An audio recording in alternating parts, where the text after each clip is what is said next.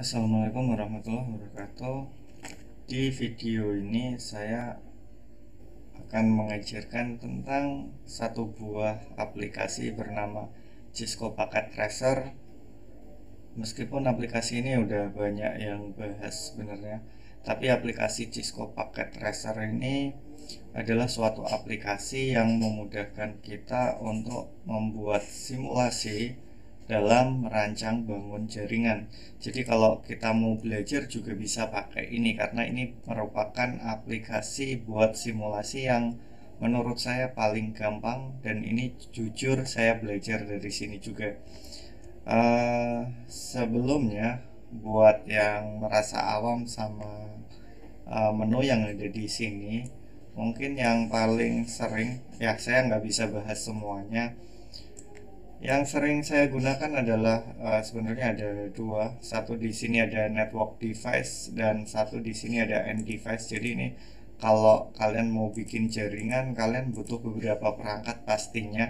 Nah, itu kalian bisa cari di sini. Jadi ini ada beberapa perangkat ya. Ini menu buat nyari komponen-komponennya. Nah, kemudian untuk yang ini gambar seperti apa ya ini? Kilat ya mungkin. Ini dipakai buat bikin koneksi. Koneksinya mau menggunakan kabel apa kayak gitu. Jadi ini koneksinya sendiri ada kabel konsol, kabel strike, cross, kabel fiber, kabel HP, telepon ya maksudnya, bukan HP maaf. Kemudian ada kabel koaksial, kabel serial, kabel ini juga sama serial DCE dan DTE, nanti bedanya silahkan di googling. Ini ada kabel oktal, kabel IoT, ini custom kabel ya, ini kabel USB. Nah, tapi yang sering saya pakai buat belajar ini ya salah satunya adalah kabel cross, strike, fiber. Saya seringnya pakainya itu. Tapi kalau nanti misal kalian nggak paham, kalian bisa pilih yang automatic choose connection type yang ini ya. Jadi dia nanti bakal pilih pakai kabel apa sendiri. Itu buat yang baru belajar, nanti kalian juga bisa lebih tahu, oh ternyata perangkat ini kalau dihubungkan dengan perangkat ini, misalkan router dengan router itu ternyata harusnya menggunakan kabel cross ataukah kabel strike seperti itu. Nah, untuk network device-nya sendiri di sini itu ada router, ada switch, ini ada hub, ada wireless device, kemudian ini ada security, dan ini ada WAN. Sebenarnya ada banyak ya. Cuman yang sering saya pakai buat belajar ya awal-awal belajar itu adalah router dan switch gitu. Jadi ini switch yang bisa dikonfigurasi, yang switch ini hub ya. Kemudian di sini ada end device. End device-nya sendiri bisa kalian lihat di sini. Saya pilih yang ini ya, yang end device ya. Jadi ini ada PC, laptop, server, kemudian ada Meraki server dan lain sebagainya. Tapi yang sering saya pakai adalah PC, laptop, dan mungkin smartphone yang ini gitu. Jadi kalau misal kalian nggak kelihatan ya, harusnya saya zoom tadi.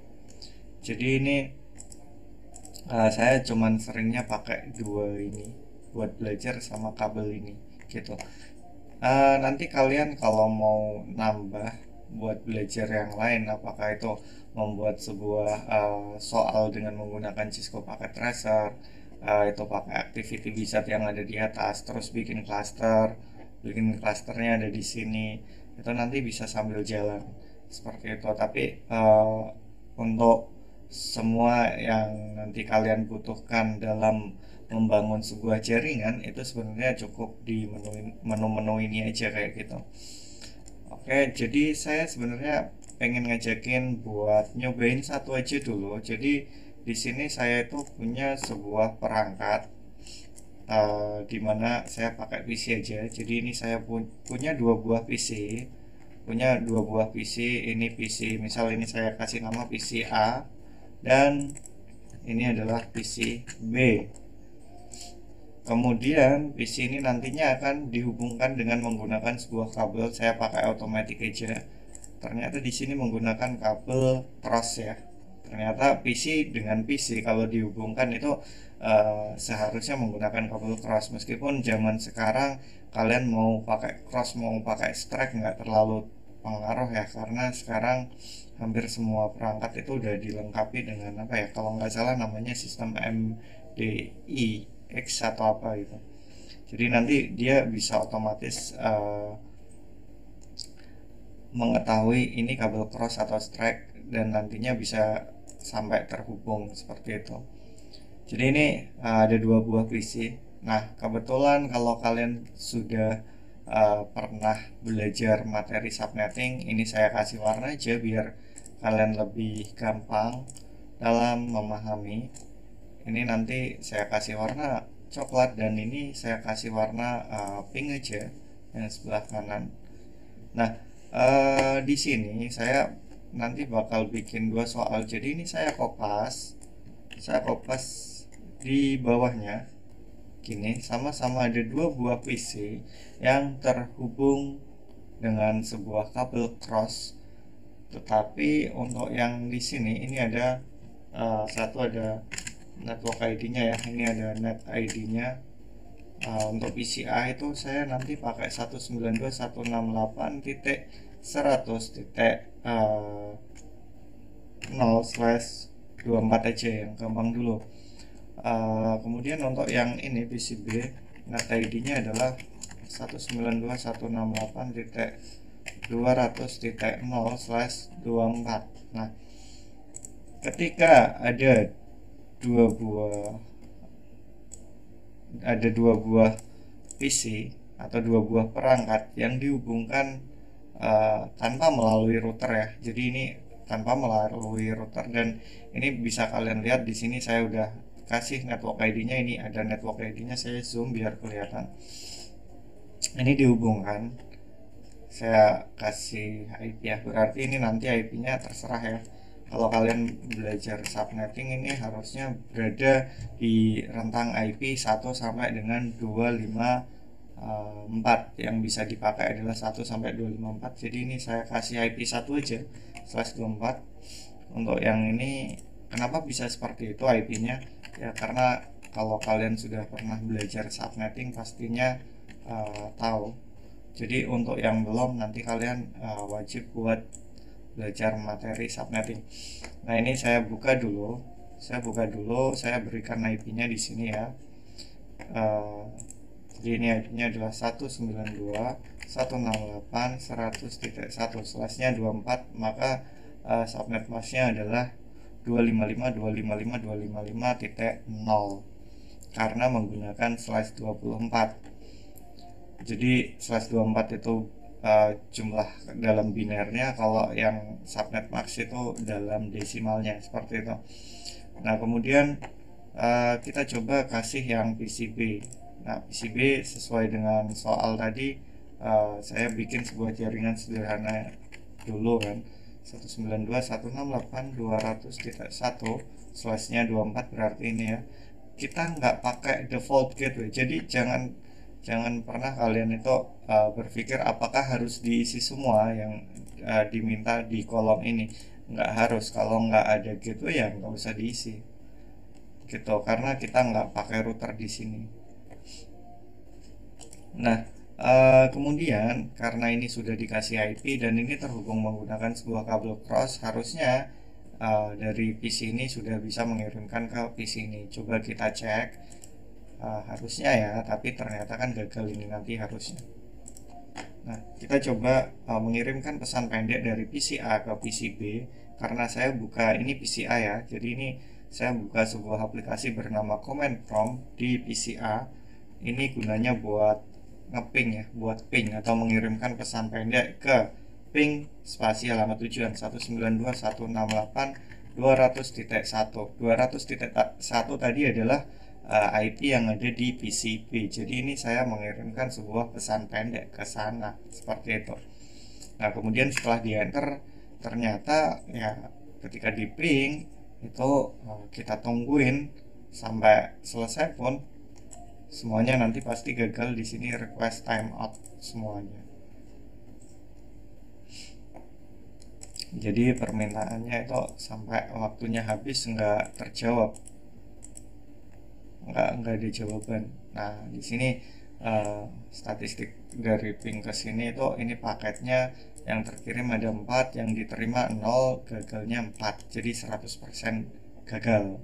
Nah, kenapa bisa seperti itu? Karena alasannya adalah PCA dan PCB itu berbeda subnet. PCA dan PCB berbeda subnet. Taunya dari mana? Taunya dari netmask yang digunakan dan dari network ID-nya, seperti itu. Nah, kalau misalkan ini saya bikin lagi di bawahnya, ini PCA dan PCB tapi berbeda soal. Jadi ini saya kopas untuk yang ini. Saya kopas nggak bisa ya. Saya kopas yang ini seperti ini. Ini sama, tapi yang ini juga sama seperti ini. Jadi ini kita hubungkan PCA dengan PCB yang masih dalam satu subnet tanpa menggunakan router. Jadi ini saya kasih IP saja di sini 192.168.100.1/24 ya. Jadi /24. Dan di sini juga sama 192.168.100. Karena satu sudah dipakai, berarti ini kita pakai selain satu yang masih dalam rentang host yang bisa dipakai dari /24 di network ID 100.0/24, yaitu dari 1 sampai 254. Karena satu sudah dipakai, berarti tinggal 2 sampai 254. Saya pakai 2 aja, /24. Nah, kemudian di sini ya, saya coba tambahkan IP karena ini udah ada IP-nya. Kita coba tambahkan, masuk ke desktop, IP configuration. Ini PCA dulu ya, PCA yang di bawah. IP-nya tadi 192.168.100.1 kan seperti ini. Nah, kemudian di bagian sini yang PCB kita tambahkan juga IP-nya 192.168.100.2/24 ya. Kemudian kita coba buka di PC ini yang IP-nya 100.1/24. Nanti dari PCA di sini itu akan mengirimkan paket data ke PCB. Kita coba pakai ping ya. Kita kirimkan lewat command prompt aja yang gampang. Jadi kita coba ping ke 192.168.100.2. Jadi kita coba mengirimkan sebuah pesan pendek ke PCB. Nah, di sini terlihat jelas bahwa ketika kita mengirimkan pesan pendek ya, ini ukuran datanya 32 bit, ternyata dapat balasan reply dari ya, ini dapat balasan dari PCB yang berada di alamat IP ini. Jadi ukuran paketnya juga sama 32 bit. Ini ada waktu yang dipakai buat ngejawab. Terus ini ada time to live-nya. Jadi ini kita dapat, kalau di sini statistiknya kita mengirimkan 4 paket, diterima 4 paket. Jadi nggak ada yang gagal.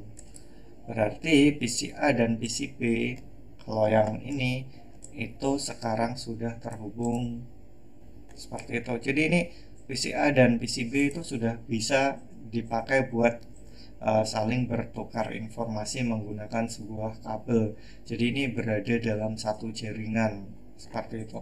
Tapi kalau yang ini contoh kasus yang di atas tadi, ini itu sudah terhubung menggunakan kabel tapi tidak bisa digunakan buat bertukar informasi. Alasannya karena PCA dan PCB itu dihubungkan hanya dengan menggunakan kabel tanpa melewati sebuah router, dan PCA dan B itu berbeda network. Jadi PCA dan B itu berbeda network ID-nya atau berbeda subnet. Itu yang bikin mereka nggak terhubung. Jadi kalau mau terhubung untuk yang contoh kasus pertama, itu dibutuhkan sebuah router untuk merouterkan paket data yang berbeda subnet seperti itu. Nah, ini alasannya kenapa kalian itu harus belajar subnetting. Karena subnetting itu perlu banget ketika kalian harus menentukan apakah harus menggunakan router atau tidak. Nah, kalau kalian sudah pernah belajar subnetting, ya pastinya kalian paham dengan materi ini. Tetapi kalau misal kalian belum belajar materi subnetting, tolong belajar materi subnetting dulu sebelum kalian mulai lanjut buat bikin jaringan. Jadi seperti itu. Sudah buat jadi itu aja buat video di kali ini. Sisanya nanti kita bikin jaringan yang lebih besar dengan menggunakan Cisco Packet Tracer, tapi tidak di video ini. Jadi nantikan video selanjutnya. Saya akhiri. Assalamualaikum warahmatullahi wabarakatuh.